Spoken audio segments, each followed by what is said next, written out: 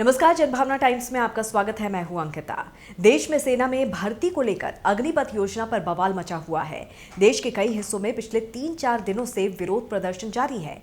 इस बीच कांग्रेस ने अग्निपथ स्कीम को लेकर एक प्रेस कॉन्फ्रेंस की, जिसमें कांग्रेस नेता प्रमोद तिवारी, पवन खेड़ा और युवा नेता कन्हैया कुमार ने सेना में भर्ती को लेकर अग्निपथ योजना की कड़ी आलोचना की है। कांग्रेस के वरिष्ठ नेता पवन खेड़ा ने अग्निपथ योजना नोटबंदी जैसा फैसला करार दिया है। उन्होंने कहा है कि प्रधानमंत्री जी बिना सोचे समझे नीतियां बनाकर लोगों के साथ खिलवाड़ कर रहे हैं।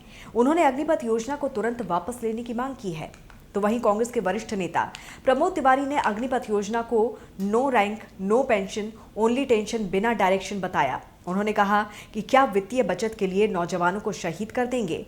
अपने हक की मांग कर रहे नौजवानों पर लाठियां बरसाई जा रही हैं। उन्होंने कहा कि सरकार जल्द से जल्द इस योजना को वापस ले। आखिर कितने नौजवानों की शहादत के बाद मानेंगे?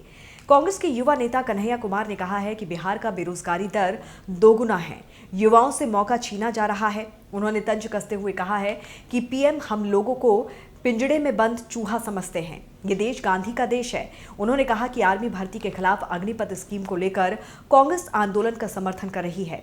इसके साथ ही कन्हैया कुमार ने युवाओं से हिंसा और आगजनी ना करने की अपील की। उन्होंने कहा कि देश की संपत्ति को ना जलाएं। कन्हैया ने कहा कि युवा अगर 4 साल में रिटायर हो जाएगा तो उससे शादी कौन करेगा? उन्होंने कहा कि करीब 47 साल बाद सबसे ज्यादा बेरोजगारी मोदी सरकार में आई है।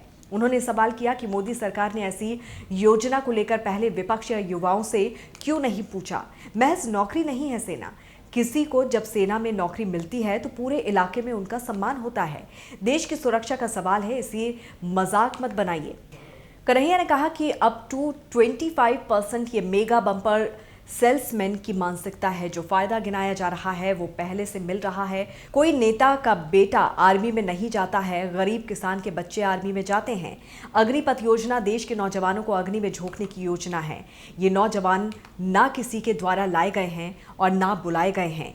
हिंसा इसलिए हो रही है क्योंकि नौजवानों की समस्या काफी बढ़ गई है और उनसे मौका छीन लिया गया है। कांग्रेस सांसद दीपेंद्र सिंह हुड्डा ने कहा है कि ये योजना सेना के हित में नहीं है, ये भारत के हित में नहीं है। इस सरकार को दूसरे देशों की नकल करने की आदत हो गई है। वो सेना और देश के हितों के साथ खिलवाड़ नहीं कर सकती। उन्होंने कहा कि सेना में 2 लाख से अधिक पद खाली हैं। भर्ती प्रक्रिया तत्काल आरंभ की जाए। देश की सुरक्षा, सेना और देशभक्ति की भावना में कोई वाणिज्यिक हित नहीं हो सकता है। हुड्डा ने सरकार से आग्रह किया है कि अग्निपथ योजना को अविलंब वापस लिया जाए।